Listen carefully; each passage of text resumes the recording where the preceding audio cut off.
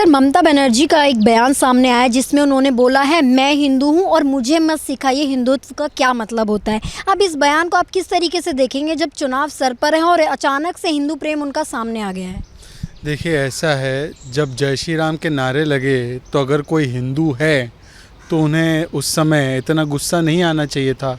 अगर कोई हिंदू है तो दुर्गा पूजा के विसर्जन पर रोक लगाकर ताज़िए को नहीं जाने दिया जाना चाहिए था। अगर हिंदू है तो राम धेनु शब्द को बदलकर रंग धेनु नहीं कर दिया जाना चाहिए था। अगर हिंदू है तो एक संप्रदाय के मौलानाओं को तो आपने भत्ता दे दिया पर दूसरे संप्रदाय के लोगों को भत्ता नहीं दे पा रही हैं।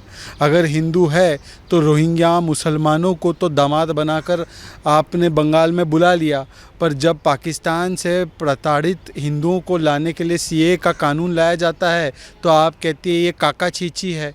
तो ये किस तरीके के सहूलियतवादी हिंदू है, ये किस तरीके के चुनावी हिंदू है, ये किस तरीके के सीजनल हिंदू है। मैं इनको कहता हूँ ये राहुल गांधी जैसे हिंदू है, जो चुनाव आता है तो कोट पर जनेऊ धारण कर देते हैं, मंदिर मंदिर चले जाते हैं और फिर कहते हैं हिंदू आतंकी होता है या कहते हैं हम मुसलमानों की पार्टी है। तो ये तरबूज टाइप के हिंदू है। सिर्फ फ़र्क इतना है कि तरबूज बाहर से हरा अंदर से लाल होता है, ये बाहर से लाल अंदर से हरे हैं। सर, ममता बनर्जी ये भी खुद को अपना बंगाल की बेटी बताती हैं, लेकिन बंगाल की बेटियों की रक्षा नहीं कर पाती हैं और कहती हैं कि योगी जी योगी मॉडल तो बंगाल में लाना चाहते हैं, लेकिन उनको यूपी की बेटियों की चिंता नहीं है। ऐसा है कि यूपी के बेटियों की चिंता करने से पहले ममता दीदी ये बता दे कि क्या ये हकीकत नहीं है कि जब एक बलात्कार हुआ था पार्क स्ट्रीट पर तो टीएमसी ने इसको छोटी घटना बताई थी और किस तरीके से प्रताड़ित किया गया था पार्क स्ट्रीट की जो रेप से पीड़िता थी उनको। ये क्या हकीकत नहीं है कि 2018 के एनसीआरबी डेटा के हिसाब से सबसे ज़्यादा एसिड अटैक बंगाल में हुए हैं?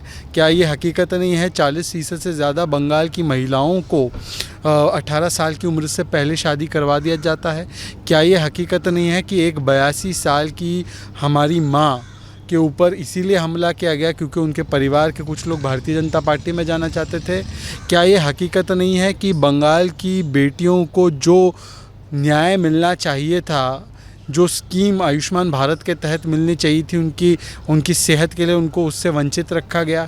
क्या ये हकीकत नहीं है कि पक्का घर जिससे कि बंगाल की महिलाओं को एक छत मिल जाती उससे उनको वंचित रखा गया? 26% के पास आज भी पक्के घर नहीं बने। क्या ये सही नहीं है कि जिस रेट से शौचालय पूरे देश में बने हैं, जो इज़्ज़त घर हम कहते हैं, वो उस तादाद से बंगाल में नहीं बन पाए क्योंकि ये मोदी की स्कीम के नाम पर इसका विरोध किया गया? तो बंगाल की महिलाओं के लिए किया क्या? केवल अपने आप को बंगाल की बेटी बताकर बंगाल की बेटियों के लिए क्या हुआ वो ना बताना, ये बताता है कि बंगाल की बेटियों का सिर्फ सहारा लिया जा रहा है, उनके लिए काम कुछ नहीं हुआ। सर, पश्चिम बंगाल की अगर बात करें तो आज पश्चिम बंगाल में जो है देसी बम बरामद हुए हैं वहाँ के परगना से। और सर, जब चुनाव सर पर हैं तो क्या प्लानिंग हो रही थी चुनावों के बीच? अब क्या ममता बनर्जी इसके लिए भी केंद्र सरकार को साबित करेंगी केंद्र सरकार ने ये सब किया? देखिए, ऐसा है, दिक्कत की बात यह है कि बंगाल में और कोई इंडस्ट्री खुली हो या ना खुली हो, 2 इंडस्ट्री लगातार चलती रही। एक तो इंडस्ट्री थी भतीजे वाली कटमनी के द्वारा चलने वाली सिंडिकेट की इंडस्ट्री, अर्थात करप्शन की और कटमनी की इंडस्ट्री, और दूसरी इंडस्ट्री बम बनाने की इंडस्ट्री। और यही बम बनाने की इंडस्ट्री की वजह से कई बार हमने अखबारों में खबरें पढ़ी है, रिपोर्ट्स आई है कि तृणमूल का फलाना कार्यकर्ता बम बनाते हुए घायल हो गया, फलाने के घर में धमाका हो गया और वो मारा गया, फलाने के घर में बम बरामद हुए। तो लगातार ये श्रृंखला जो है ये लगातार चलती आ रही है क्योंकि बम बनाए जाते हैं, ये एकमात्र इंडस्ट्री है और फिर उनका उपयोग चुनावों के दौरान लोगों को वोट न दे पाए और वहाँ पे हिंसा हो इसके लिए किया जाता है। ये हमने 2018 के पंचायत चुनाव में भी देखा, सुप्रीम कोर्ट तक ने इस पर सवाल उठाए थे, 2019 के लोकसभा चुनाव में देखा, और अब क्योंकि इलेक्शन कमीशन ने खुद पाया कि इतनी राजनीतिक हिंसा हो रही है तृणमूल के राज में, तो उन्होंने इस चुनाव को 8 फेज़ का चुनाव बनाया है और इससे दिक्कत किसको महसूस हो रही है? केवल ममता बनर्जी को। तो इससे साबित होता है कि बम बनाने की फैक्ट्रियों का इस्तेमाल करके राजनीतिक बम तैयार करना, जिसका इस्तेमाल राजनीतिक हिंसा के लिए किया जा सके, जिन लोगों को ये सबसे ज़्यादा दिक्कत हो रही थी कि अब वो नहीं कर पाएंगे, वही उछल कूद कर रहे थे और किसके शरण में बम बन रहे थे, ये आज सबके सामने आ चुका है। सर, कल पश्चिम बंगाल में जो है एक हॉस्पिटल में आग लगने से लोगों की मृत्यु हो गई है, वो घटना सामने आई है और मरने वाले लोगों के लिए 10-10 लाख रुपए सरकारी नौकरी की ममता बनर्जी ने ऐलान किया है। और अगर हम बात की जाए सर, जिस समय कोरोना वायरस का समय था, लोग घर घर में मर रहे थे और अम्फान तूफान के बारे में सबने सुना था, तो सवाल ये खड़ा होता है उस समय लोगों की चिंता नहीं थी, लेकिन अब जब चुनाव का समय सर पर है तो इस तरह की ऐलानबाजी की जा रही है। पहले तो दीदी को ये बताना होगा कि घटना हुई क्यों।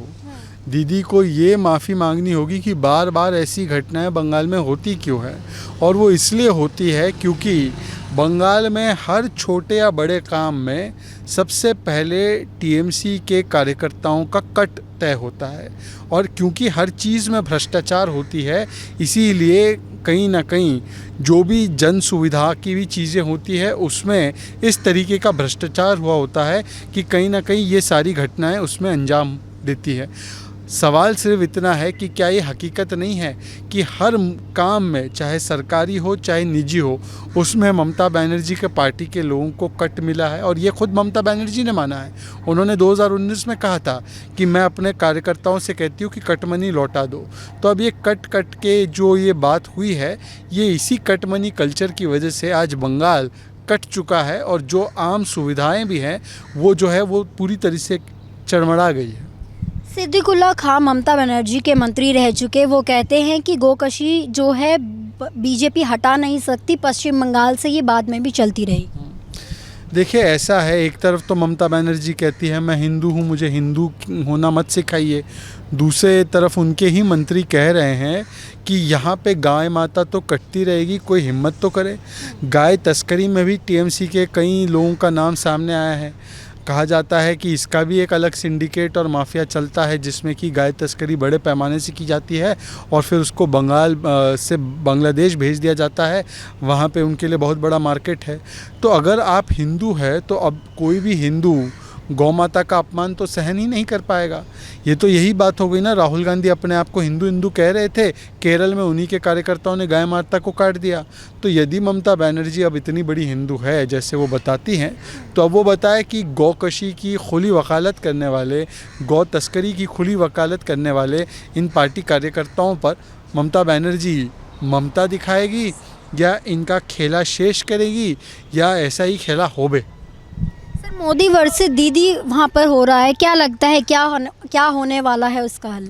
देखिए, ऐसा है, जो होना है वो जनता ने तय कर लिया है। ब्रिगेड केवल झांकी है, पूरी पिक्चर बाकी है। ब्रिगेड परेड ग्राउंड में आपने देखा होगा, मुदीर साथे ब्रिगेड 10 लाख की जनता, कम से कम 10 लाख की जनता वहाँ पर उमड़ आई थी और इस जनता की तरफ से एक ही संदेश दिया गया कि आज हम असोल परिवर्तन चाहते हैं। और किस बात का परिवर्तन चाहते हैं? दरअसल टीएमसी का मतलब केवल एक बनकर रह चुका है, टोलाबाजी, मर्डर एंड माइनॉरिटी अपीजमेंट और कट मनी। और इसीलिए अब बंगाल की जनता बोल रही है और नॉय, अब और नहीं सहन होगा और हम अब असल परिवर्तन लाएंगे, क्योंकि अब इंस्टीट्यूशनलाइजेशन ऑफ करप्शन हो चुका है, क्रिमिनलाइजेशन ऑफ पुलिस हो चुका है और पॉलिटिसाइजेशन ऑफ इंस्टीट्यूशन हो चुका है और अब इसको बदलने के लिए असल परिवर्तन आ रहा है। सर, प्रधानमंत्री के लिए अपशब्दों का इस्तेमाल करती हैं और कहती है प्रधानमंत्री कोरोना वायरस से, और जो भी प्रधानमंत्री के पास जाएगा उसको वैक्सीन लगवाने की ज़रूरत पड़ेगी। देखिए, ये दो चीज़ें बताता है। एक तो ये बताता है कि दीदी कितना बौखला गई हैं, दीदी कितना फ्रस्ट्रेटेड है। दीदी या माँ को समझ में आ रहा है कि मनुष्य तो चला ही गया, शुभेंदु चले गए, मुकुल रॉय चले गए, तमाम बड़े नेता एक के बाद एक चले गए और माटी जो थी वो माटी नंदीग्राम से लेकर सब जगह से खिसक रही है। तो इसीलिए स्कूटी भी जो है डिसबैलेंस हो रही है, स्कूटी भी गिर रही है। तो एक तो फ्रस्ट्रेशन नज़र में आता है जब आप व्यक्तिगत हमले करते हैं, वो भी उस पद पर जो देश का एक प्रथम चिन्ह है, प्रधानमंत्री का पद है। और दूसरा ये दिखाता है कि किस तरीके से ममता बनर्जी केवल और केवल मोदी विरोध करना चाहती है, कोरोना के ख़िलाफ़ लड़ाई लड़ने में उनकी प्राथमिकता नहीं है। तो ये भी दिखाता है कि कुछ लोगों के लिए मोदी ज़्यादा खतरनाक। अब दुनिया भर से कोरोना की लड़ाई जो लड़ रहा है भारत, उसकी प्रशंसा हो रही है, और कुछ राज्यों में प्राथमिकता केवल मोदी से लड़ने की है, कोरोना से लड़ने की नहीं है। और उन्हीं राज्यों में कोरोना बढ़ता जा रहा है। देश टीका लगवा रहा है, देश टीका लगवा कर ये सवाल पूछ रहा है कि कोविड और कोरोना का तो टीका बन चुका है 2 भारत में, पर ये ओछी, सस्ती और गाली गलौज वाली सियासत का, और इस तरीके की सियासत का कि मोदी विरोध में देश विरोध करो, इसका टीका अब शायद मोदी जी को ही लगाना पड़ेगा, और वो लगाएंगे आने वाली रैलीज़ में। सर, सबकी नज़रें जो है नंदीग्राम पर टिकी हुई हैं। ममता बनर्जी को किस तरीके से लिया, या तो वो मैदान छोड़कर भाग गई हैं भिवानीपुर से, या शुभेंदु अधिकारी को खुली चुनौती दी है, क्या कहेंगे आप इसको? मैं केवल इतना कहूँगा, दीदी की स्कूटी भवानीपुर में गिर रही थी, बहुत भारी पैमाने में गिर रही थी, तो दीदी ने वहाँ से स्कूटी को शुरू तो कर दिया, पर दीदी एक चीज़ याद रखिए कि नंदीग्राम में भी राम है, नंदीग्राम में भी राम है, तो भारी पड़ेगा जय श्री राम। अब दीदी देखे क्या होता है इन नंदीग्राम।